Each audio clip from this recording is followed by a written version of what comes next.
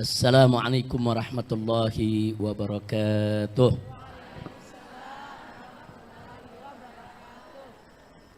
Bismillah walhamdulillah wassalatu wassalamu ala rasulillah wa ala alihi wa sahbihi wa mawalah.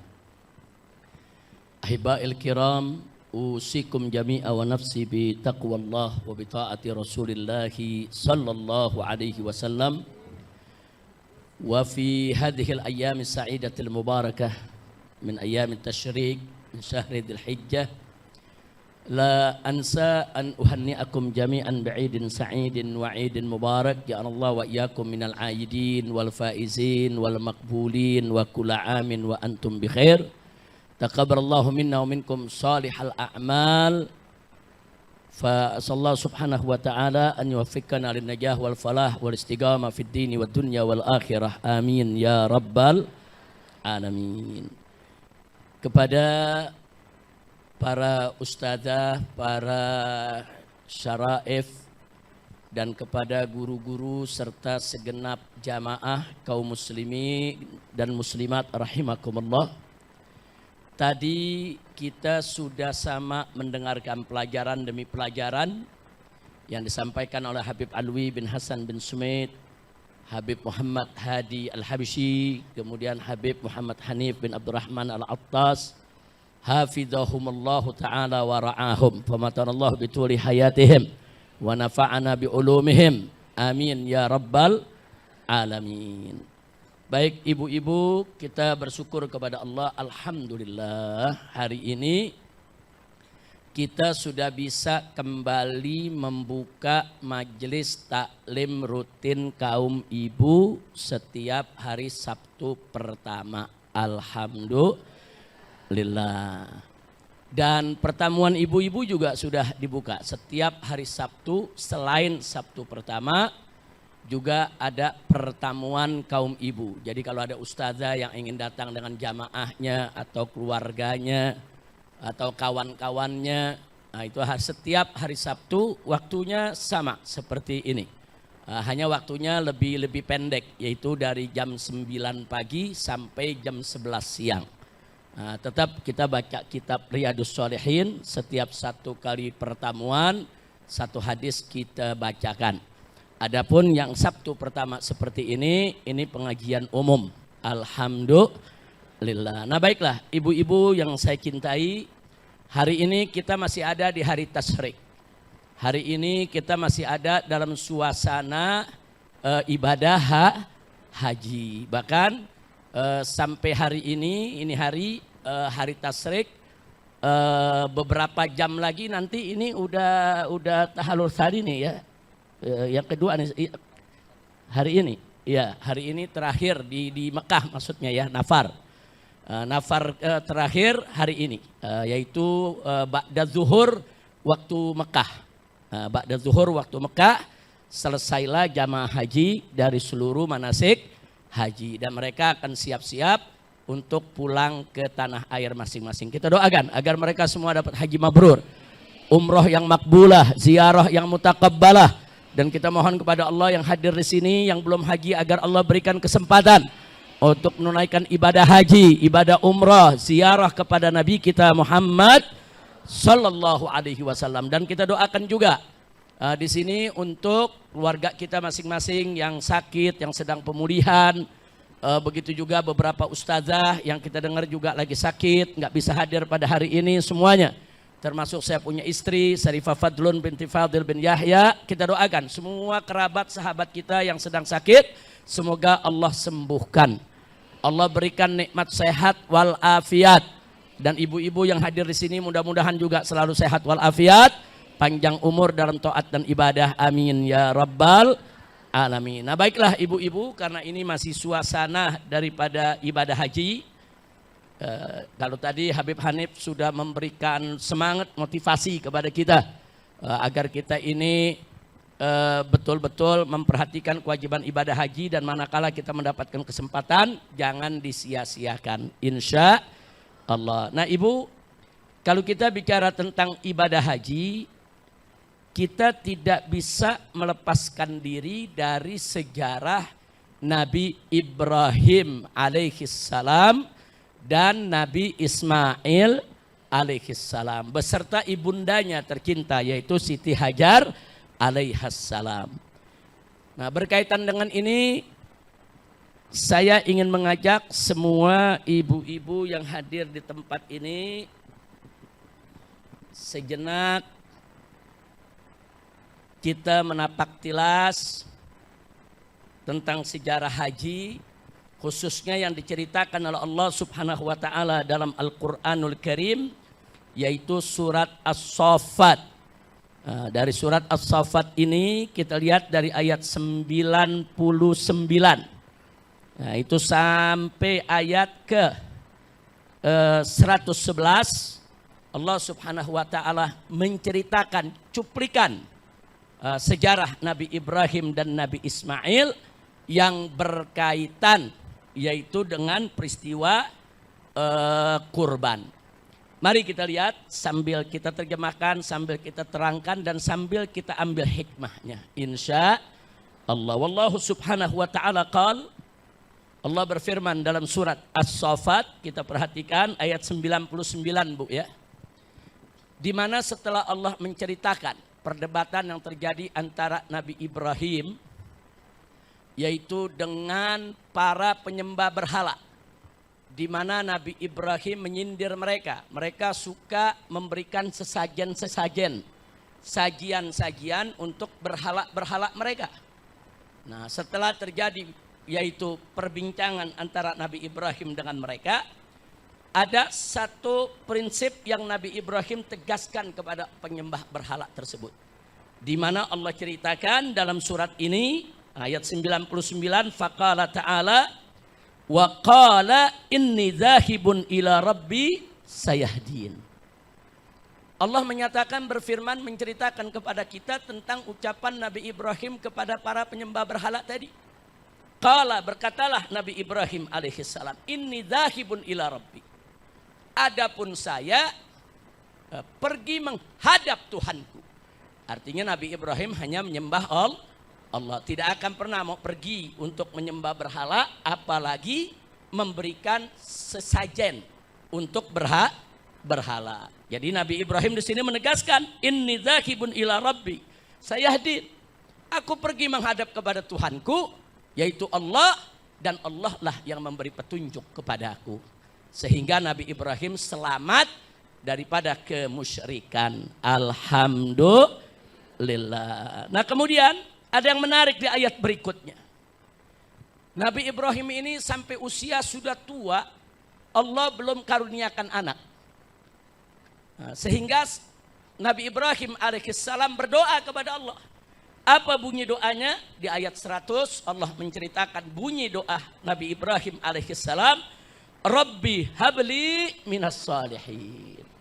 Ya Allah, anugerahkan dong ya Allah kepadaku, untukku ya Allah, yaitu anak putra keturunan yang salihin. Nah, makanya Bu, ini kalau ada yang lama menikah belum dapat anak, yang lama membangun rumah tangga 10 tahun, belasan tahun belum dapat anak, baca doa ini. Ini doa Nabi Ibrahim. Nabi Ibrahim minta kepada Allah, Rabbi habli minas salihin. Ya Allah, anugerahkan kepadaku ya Allah keturunan atau anak yang soleh. Allah terima doanya dalam usia yang sudah tua. Akhirnya Nabi Ibrahim mendapatkan putra pertama yang diberi nama Ismail. Makanya di ayat berikutnya apa Allah nyatakan? Fabasyarnahu bighulamin halim. Maka kata Allah, Allah kabulkan doa Nabi Ibrahim dan Allah berikan kabar gembira kepada Nabi Ibrahim akan datang putra anak keturunan Nabi Ibrahim. Apa yang akan Allah berikan? Bighulamin halim, yaitu seorang anak yang nantinya dewasa, dia akan menjadi seorang yang halim, orang yang bijak dan sabar. Nah, di sini saya berhenti dulu Bu ya. Ada segelintir orang beranggapan bahwa anak yang dimaksud di sini adalah Nabi Ishak. Sehingga mereka berpendapat yang disembelih itu nantinya Nabi Ishak bukan Nabi Ismail. Nah, di sini saya perlu tegaskan, pendapat ini sebetulnya berasal dari cerita Israiliyat.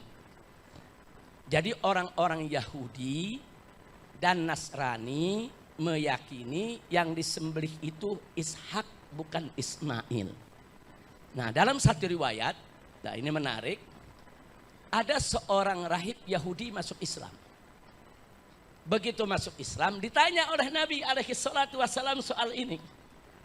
Kata Nabi, kamu kan sekarang sudah masuk Islam. Nah, bagaimana pandanganmu tentang yang disembelih? Itu sebetulnya siapa? Menurut yang kamu selama ini yakini, nah, Ishak atau Ismail? Apa orang ini? Ini awalnya dia seorang Yahudi, dia masuk Islam. Jadi sahabat Nabi.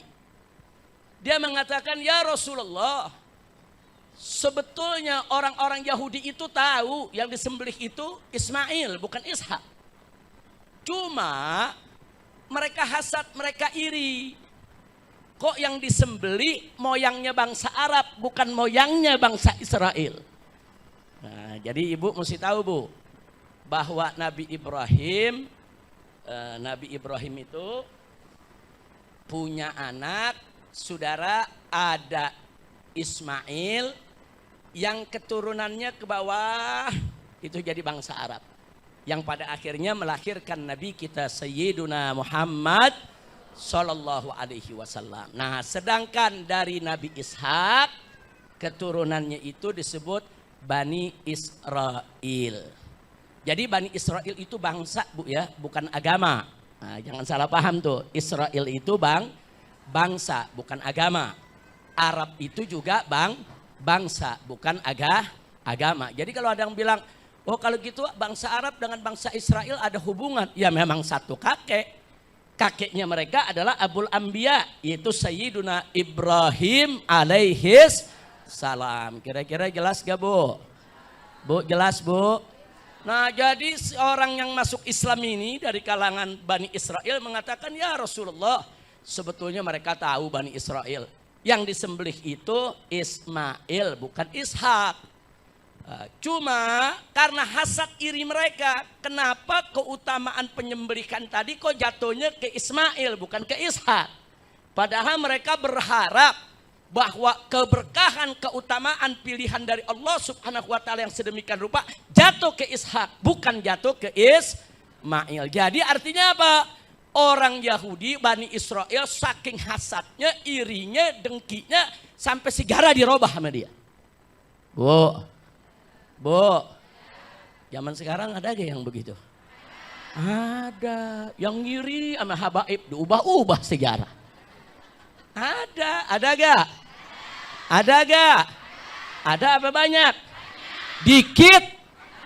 Banyak yang begitu dikit, segelintir. Jadi saking hasad, iri, sejarah dirobah-robah media. Gawat tidak? Kacau tidak? Nah, ternyata ubah-ubah sejarah begitu udah dikerjain Bani Israel sejak lama. Ya, dia ubah-ubah sejarah, enggak, tuh yang dipotong Ishak bukan Ismail. Jadi Adzabih itu adalah Ishak bukan Ismail. Dia ubah. Sampai-sampai kitab sucinya diubah. Dalam rangka apa? Untuk menguatkan cerita versi mereka. Nah, zaman sekarang begitu juga. Kitabnya diubah-ubah juga. Kitab sejarah diubah-ubah. Kitab sejarah diubah. Untuk apa? Untuk memenuhi syahwat keirian mereka, kedengkian mereka. Na'udzubillah min. Dari yang begitu jangan ditiru, Bu, ya. Bu.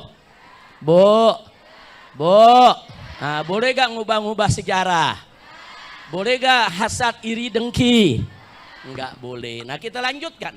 Nah, jadi di situ akhirnya orang Yahudi yang sudah masuk Islam tadi menceritakan kepada Nabi dan membenarkan bahwa sebetulnya yang disembelih itu adalah Nabi Ismail sebagaimana diyakini oleh umat Islam. Jelas, Bu, ya?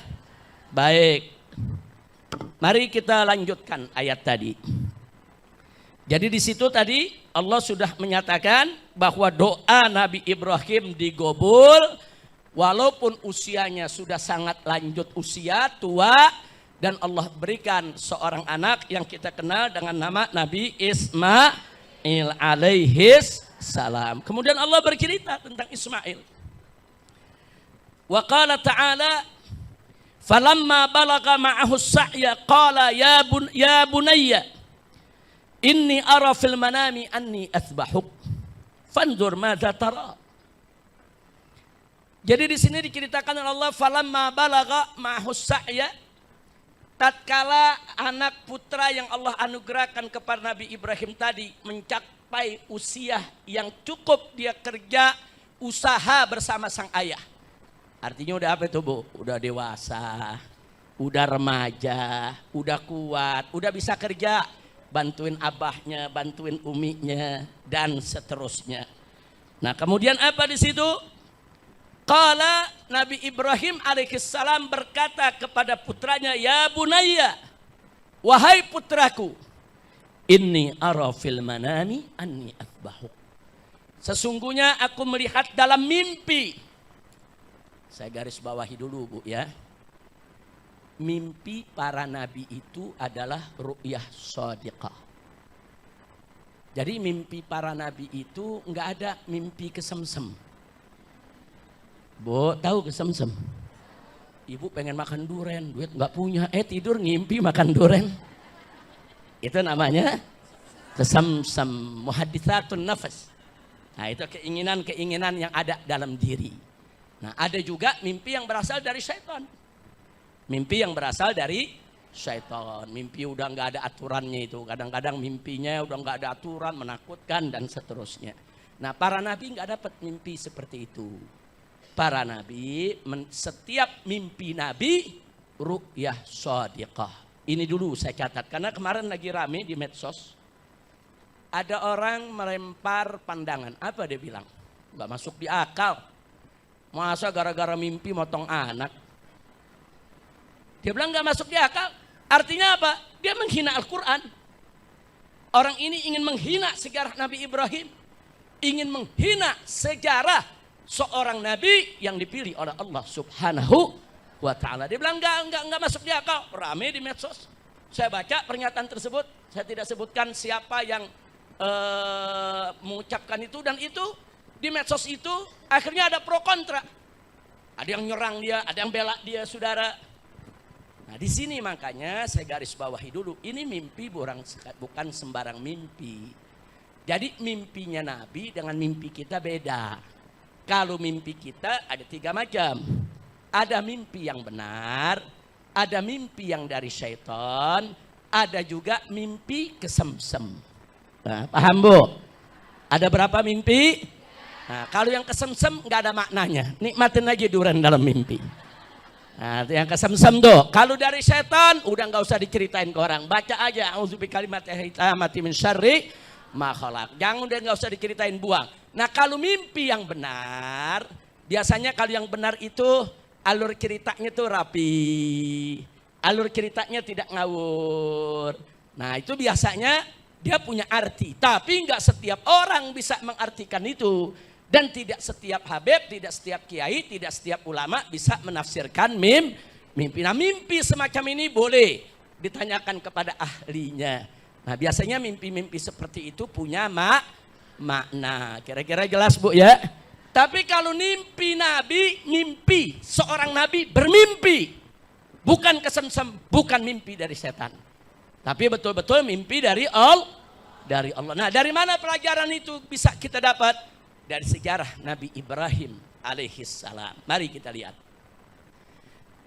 Di malam ke-8 Dzulhijjah, Nabi Ibrahim mimpi mendapat ru'ya. Dalam mimpi itu mendapat wahyu dari Allah untuk menyembelih anaknya. Keesokan harinya Nabi Ibrahim ragu.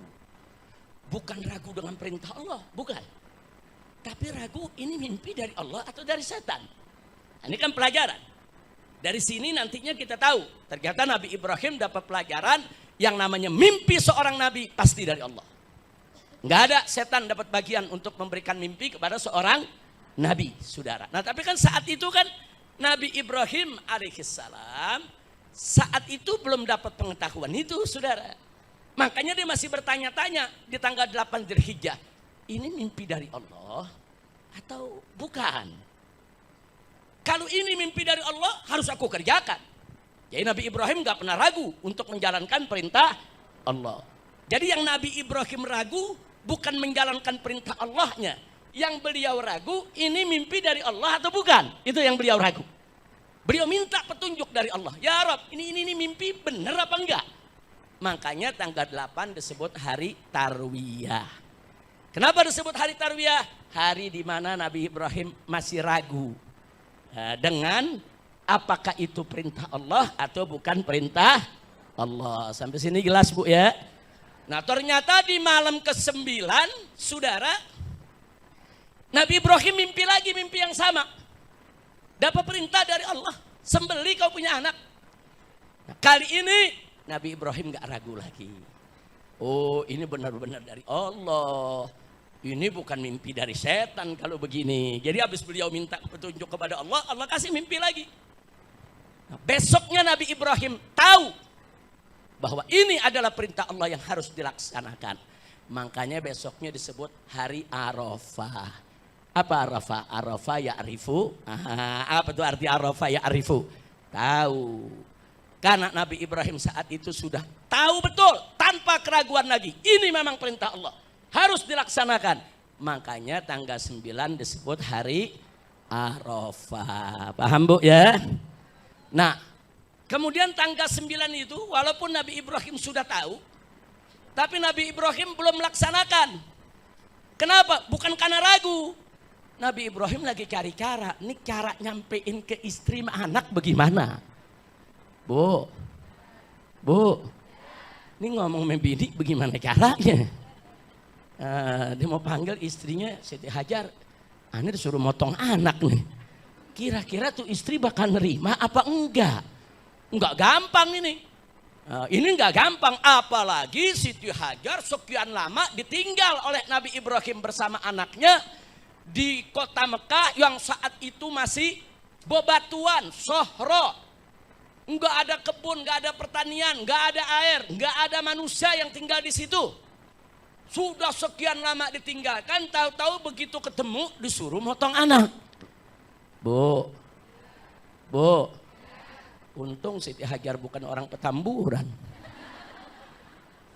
Kalau Siti Hajar orang Petamburan, wah enak aja. Lu lama pergi nggak datang, begitu muncul lu mau potong anak gua. Ayo Bu, nah makanya saya tanya, berat gak untuk menyampaikan? Berat, bukan Nabi Ibrahim takut menyampaikan, tapi Nabi Ibrahim perlu punya satu cara bagaimana menyampaikan dan meyakinkan agar istri dan anaknya bisa terima. Masya Allah, belum lagi godaan setan.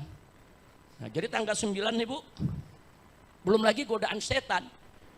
Kenapa Nabi Ibrahim masih belum motong juga? Setan ngegoda. Setan datang ke Siti Hajar. Nah, jadi diceritakan dalam satu riwayat di Qisasul Anbiya. Di sana ceritakan bahwa setan ini, iblis ini berwujud manusia. Dia rubah bentuknya seperti manusia, datang ke Siti Hajar. Dia kasih tahu, Hajar, kemana itu Ibrahim pergi sama anakmu? Kamu tahu gak? Kata Siti Hajar, biasa dia pergi ngumpulin kayu. Tiap hari juga dia pergi, dia ngumpulin kayu bakar buat masak di rumah. Apa kata iblis ini? Iblis ini berbentuk manusia. Siti Hajar, itu kau punya suami bukan mau ngumpulin kayu, dia mau potong kau punya anak. Dibantah Siti Hajar, nggak mungkin.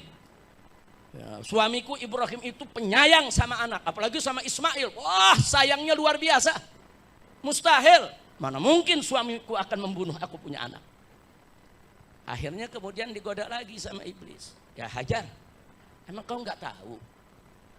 Ibrahim itu menganggap dirinya diperintah oleh Allah untuk menyembelih kamu punya anak. Kata dia perintah Allah.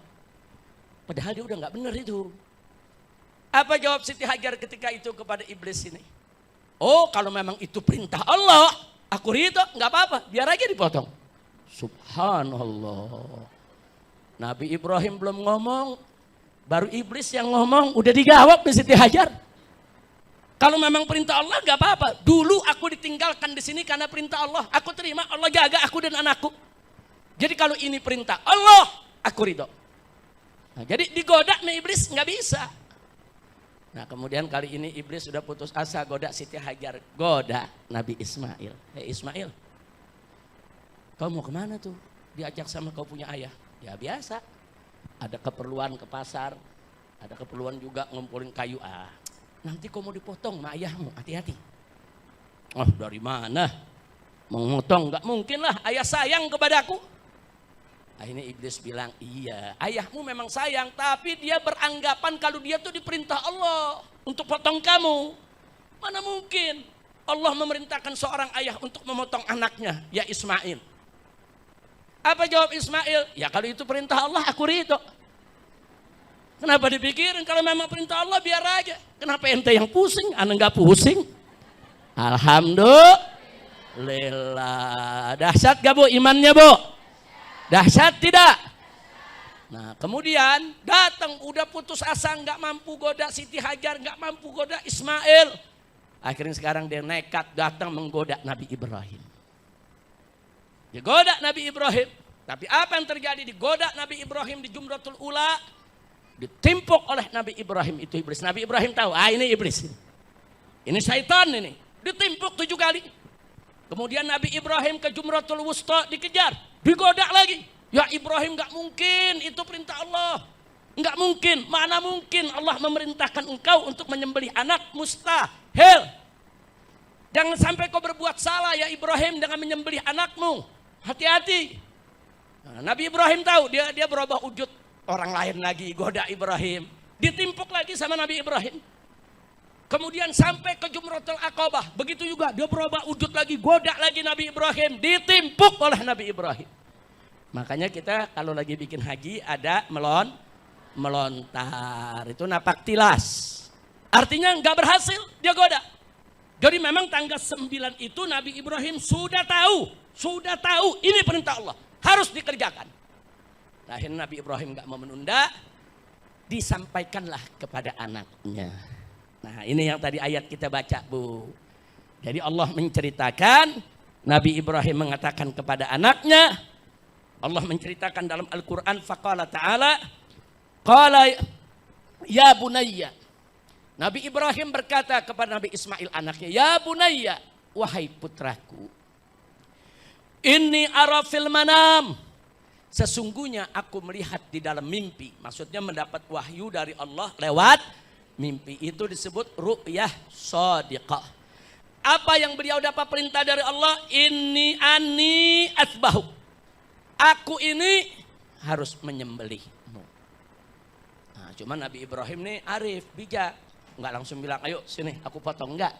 Apa kata Nabi Ibrahim? Fanzur madza tara. Nah sekarang coba dong lihat.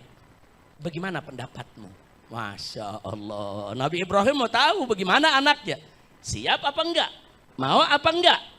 Maka dia kabarkan ini wahyu dari Allah begini. Aku harus menyembelihmu. Fanzur madza tara. Hei Ismail coba lihat. Apa menurut kamu bagaimana? Pandangan kamu bagaimana? Nabi Ibrahim tunggu jawabnya. Apa dijawab oleh Nabi Ismail? Saudara enggak nunggu besok. Enggak nunggu ntar. Enggak bilang istikharah dulu nih. Enggak ada. Begitu ayahnya mengatakan sedemikian rupa qala, maka langsung dijawab oleh Nabi Ismail alaihissalam, ya abati if'al ma tu'mar. Wahai ayahku, kerjakan saja apa yang kau diperintahkan. Masya Allah. Artinya apa? Nabi Ismail yakin bahwa mimpi itu adalah wahyu dari Allah. Itu adalah ru'yah shadiqah. Bukan sembarang mimpi. Nah kalau memang sudah wahyu dari Allah, perintah dari Allah, kerjakan saja wahai ayahku. Masya Allah, ini iman yang luar biasa ini bu. Nah, luar biasa ini iman. Kemudian beliau katakan satajiduni. Engkau akan dapatkan aku wahai ayahku insya Allah dengan izin Allah. Minas sabirin. Termasuk orang-orang yang sabar. Artinya kau mau potong-potong. Insya Allah aku sabar. Artinya sabar, pasrah, nerima ketentuan Allah subhanahu wa ta'ala. Walaupun harus mempertaruhkan nyawanya. Subhanallah. Bu. Coba lihat, Nabi Ibrahim imannya kuat gak? Nabi Ismail imannya kuat gak? Siti Hajar imannya kuat gak? Nah ini yang namanya keluarga sakinah. Keluarga yang sang ayah, sang ibu, sang anak sama-sama beriman kepada Allah. Itu pelajaran pertama kita ambil. Yang kedua, Bu. Jadi yang kedua, kalau tadi ada yang mengatakan, itu nggak masuk di akal tuh ajaran Islam. Masa cuman mimpi, main potong anak. Nah, orang yang bicara begini, siapapun dia nggak tahu tentang macam-macam mimpi yang tadi kita jelaskan. Ada yang mimpi datang dari Allah, ada yang mimpi datang dari setan, ada mimpi datang dari kesemsem, yaitu pembicaraan keinginan nafsu kita. Paham Bu ya? Nah, dan dia nggak tahu kalau ru'yah para nabi itu semuanya adalah wahyu. Nah, jadi bukan sembarangan. Nah, dari saat itulah dari cerita sejarah Nabi Ibrahim sampai saat ini, saudara, tidak ada perbedaan pendapat di antara ulama bahwa mimpi Nabi adalah ru'yah shadiqah. Nah, karena orang yang bicara tadi itu dibilang itu nggak masuk di akal, masa mimpi aja jadi dasar hukum potong anak. Udah gitu pakai dalil lagi. Dia bilang dalam ilmu usul fikih ru'yah tuh bukan dalil. Ru'yah tuh bukan hujah. Betul, kalau ru'yah kita bukan hujah. Kalau ru'yah kita bukan hujah. Kalau kita yang mimpi bukan hujah. Tapi kalau seorang nabi yang mimpi itu menjadi hujah buat nabi tadi. Kira-kira jelas tidak? Paham tidak? Jadi hati-hati paham-paham liberal di luar ini yang merusak akidah kita, Bu ya. Bu, jadi jelas Bu ya. Nah sekarang saya mau tanya dulu Ibu Siti Hajar tahu gak Bu siapa Bu? Ayo Bu. Bu, Ibu tahu gak Siti Hajar siapa? Sekarang ini manusia sedunia banyak yang meniru Siti Hajar. Ayo, tahu gak apa yang ditiru? Ayo Bu. Perempuan pertama di dunia yang dihitan adalah Siti Hajar. Bu, jadi kalau perempuan-perempuan muslimah sedunia ada yang dihitan berarti mencontoh siapa tuh? Yang kedua, saudara, perempuan pertama di dunia yang disindik telinganya Siti Hajar. Nah, disindik nih Bu. Nah, itu juga Siti Hajar, Bu. Bu, kok bisa begitu? Nah, karena suatu ketika Siti Sarah cemburu. Siti Sarah kawin sama Nabi Ibrahim, umur udah sama-sama 80 tahun belum punya anak. Ini Siti Sarah yang bilang, ya Ibrahim, sudahlah, kita udah nggak mungkin dapat anak. Nah, aku punya hamba sahaya tuh, aku hadiahkan kepada engkau. Ya udah, kau jadikan aja itu Siti Sarah sebagai pendampingmu, karena Siti Hajar sebagai pendampingmu, karena Siti Hajar masih muda, masih ada kemungkinan untuk mendapat anak. Ternyata betul. Begitu Siti Hajar diberikan kepada Nabi Ibrahim oleh Siti Sarah, jadi pendamping Nabi Ibrahim, nggak lama hamil. Bu, wajar gak Siti Sarah cemburu Bu? Cemburu, udah muda, hamil, cemburu. Nah kemudian, cemburunya kemudian terjadilah, biasa Bu ya, perempuan antar madu kadang-kadang suka ada selek gak Bu? Pokoknya ada satu kejadian yang membuat Siti Sarah marah, ngomong kepada Nabi Ibrahim, kita mesti hukum ini Siti Sarah. Apa hukumannya? Udah disindik aja telinganya. Bu, ana saat itu disindik. Ternyata disindik makin cantik.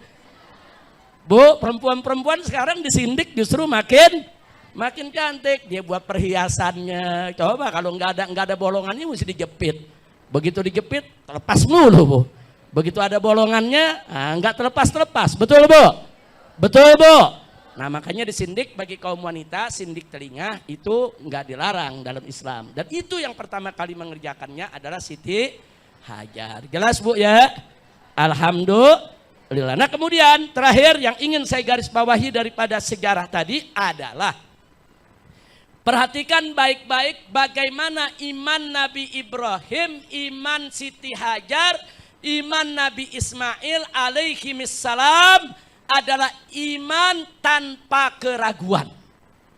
Apa makna iman tanpa keraguan? Apa saja yang diperintah Allah dia kerjakan. Mau suka nggak suka, mau senang nggak senang, kalau udah Allah yang suruh kerjain. Masya Allah, ini iman luar biasa ini Bu. Jadi kalau udah Allah yang suruh nggak usah banyak protes, nggak usah banyak komentar. Kalau memang perintah Allah kerjakan, kalau memang perintah Nabi kerjakan. Nggak usah banyak protes, nggak usah ada keberatan. Itu yang ditunjukkan, diajarkan kepada kita oleh Nabi Ibrahim dan istrinya Siti Hajar, begitu juga oleh Nabi Ismail alaihimissalam. Bu, indah tidak? Indah tidak? Saya kasih contoh iman tanpa keraguan. Perempuan-perempuan di zaman Nabi sebelum jilbab diwajibkan. Sebelum jilbab diwajibkan. Nah, jadi ada perempuan yang sudah nutup kepalanya, ada yang belum nutup kepalanya, ada yang nggak nutup rambutnya, memang nggak wajib. Tapi yang menarik, di malam hari ayat turunnya malam Bu, bukan pagi. Malam turun ini ayat Quran. Ada satu ayat yang diturunkan oleh Allah di malam hari. Nah, kadang-kadang kan ada yang turunnya pagi, yang turunnya siang. Ayat ini diturunkan malam hari. Ayat apa? Ayat tentang jilbab. Nah, di mana Nabi diperintahkan untuk apa? Qul li azwajika wa banatika wa nisa'il mu'minin. Hei Muhammad, katakanlah kepada istri-istrimu dan putri-putrimu, serta sampaikan juga pada perempuan-perempuan yang beriman semuanya. Untuk apa? An yudnina alaihinna min jalabibihin. Untuk mereka menghamparkan pakaian kurung mereka, tutup aurat mereka. Masya Allah. Begitu ayat ini turun di malam hari, padahal saat itu sholat isya udah bubar. Sahabat udah banyak yang pulang ke rumah masing-masing. Hanya ada beberapa sahabat yang tertinggal. Saudara, Nabi kabarkan bahwa malam ini turun, semua perempuan muslimah harus memakai hijabnya. Nah, kemudian apa yang terjadi? Besok paginya Bu, tidak ada satupun perempuan di zaman Nabi yang keluar rumah, kecuali semuanya pakai hijab. Subhanallah Bu. Nggak ada tuh sahabat Nabi yang protes, ya Rasulullah gerah, ya Rasulullah. Ya Rasulullah ntar rambut bau, nggak ada. Ya Rasulullah ntar banyak ketombe, nggak ada.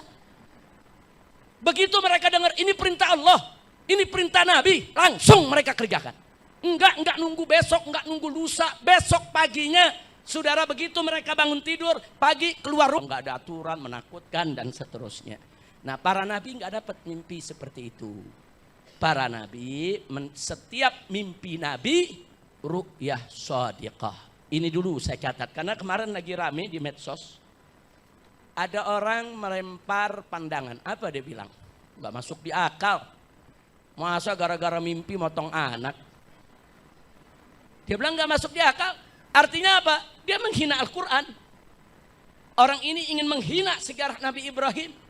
Ingin menghina sejarah seorang Nabi yang dipilih oleh Allah Subhanahu wa ta'ala. Dia bilang enggak. Jilbab, apalagi keluar rumah, apalagi di tempat umum. Kira-kira jelas gak Bu?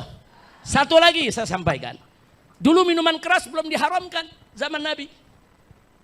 Suatu ketika begitu diharamkan, itu ada sahabat lagi kumpul bikin pesta, sudah menyiapkan minuman keras sebagai hidangannya. Nah, ini mereka lagi pesta nih, udah selesai sholat isya, yang punya pesta bikin pesta, menyediakan minuman keras, beberapa sahabat kumpul dengan Nabi di masjid. Nah, malam itu juga Nabi mendapat wahyu dari Allah, yaitu firman Allah tentang innamal khamru wal maisiru wal ansab wal azlam rijsun min amalish syaitan fajtanibu. Begitu ayat ini turun, minuman keras diharamkan, Nabi kasih tahu yang hadir. Mulai saat ini minuman keras haram sampai hari kiamat. Nah, terus ada satu sahabat minta izin, ya Rasulullah, ada kawan-kawan kita lagi pesta, udah terlanjur nih dia minuman keras, mereka belum tahu. Dia minta izin dari majelis Nabi, ingin mengabarkan mereka yang sedang berpesta. Lari orang ini. Begitu lari dia kejar itu ke kampung yang lagi pesta. Sampai di sana dibilang apa? Hei kawan-kawan, stop dulu, ada kabar ini, stop dulu pestanya. Semua berhenti pesta, nanya ada apa? Apa Nabi sakit? Enggak, Nabi fi khairin wa afiyah. Nabi sehat walafiat. Ada kabar apa? Apa ada umat Islam perang yang kalah? Di daerah mana? Enggak, bukan itu, dia lebih penting daripada itu. Ada kabar apa? Barusan Nabi mendapat wahyu bahwa minuman keras, khamar haram untuk dikonsumsi oleh umat Islam. Enggak boleh lagi selamanya. Itu yang hadir di situ, Ibu. Begitu dengar ada ayat Qur'annya dibacakan, kabar dari Nabi disampaikan oleh sahabat ini yang mendapatkan wahyu dari Allah. Saat itu juga, itu hidangan yang ada minuman keras semua ditumpahkan. Semua kendi-kendi yang berisi minuman keras dipecahkan saat itu juga. Bahkan ada beberapa sahabat udah terlanjur barusan minum beberapa teguk, dia korek pakai jarinya, masukkan ke tenggorokan, dia muntahkan. Subhanallah. Enggak ada tuh yang jawab, ya tanggung lagi pesta. Kenapa enggak besok aja? Enggak ada. Loh kenapa begitu? Itu namanya iman tanpa keraguan. Nah, Bu, jelas Bu ya? Jelas Bu ya? Nah, kira-kira bisa gak kita punya iman semacam ini?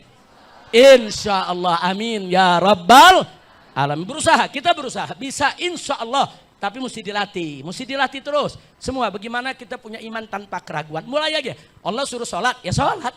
Allah suruh puasa, ya puasa. Allah suruh sedekah, ya sedekah. Allah suruh kita saudara untuk melakukan kebaikan, ya lakukan kebaikan. Allah larang kita berzina, ya jangan berzina. Allah larang kita menenggak minuman keras, jangan tenggak minuman keras. Allah larang kita untuk ghibah, ya jangan ghibah. Itu namanya iman tanpa keraguan. Apa saja yang Allah larang, tinggalkan. Apa saja yang Nabi larang, tinggalkan. Apa saja yang Allah perintahkan, kerjakan. Apa saja yang Nabi perintahkan, kerjakan. Itu namanya iman tanpa keraguan, Bu. Nah jujur sekarang masih ada gak perempuan kalau pakai jilbab alasannya gerah, alasan ntar banyak ketombe, alasannya ntar rambutnya rontok. Ada gak? Ada gak? Nah, nggak usah khawatir Bu, Ibu pakai jilbab, Ibu rawat rambut Ibu, tetap insya Allah rambut Ibu tetap sehat, ketombenya nggak ada. Insya Allah rambut-rambut Ibu semua Allah bersihkan daripada segala kekotoran. Dan diberikan sehat, nggak rontok. Insya Allah. Siap pakai jilbab? Siap jaga jilbab? Nah ibu-ibu yang sudah jilbabnya sudah paten permanen, alhamdulillah. Nah kalau ibu-ibu yang pakai jilbabnya cuma ngaji doang, Bu, ada gak? Enggak apa-apa. Pokoknya ngaji pakai, tapi besok-besok nggak ngaji juga pakai. Setuju? Kita roba, dikit-dikit kita roba. Oh hari ini saya pakai jilbabnya kalau baru lagi sholat doang pakai mukena. Oh besok kalau ngaji pakai jilbab. Oh hari berikutnya kalau mau bertamu ke rumah orang saya pakai jilbab. Oh besoknya lagi nambah kalau terima tamu pakai jilbab. Lama-lama dia akan istiqomah pakai jilbab. Setuju tidak? Setuju tidak? Jadi ibu kalau punya teman baru pakai jilbabnya Senin Kemis, Bu. Kalau puasa Senin Kemis bagus ya. Ibu punya saudara atau sahabat pakai jilbabnya Senin Kemis, jangan dihina. Jangan dijauhi, jangan, masih bagus dia memakai jilbab. Nah tinggal bagaimana hari-hari lain dia juga akan memakai jilbab. Insya Allah. Nah itulah yang bisa saya sampaikan.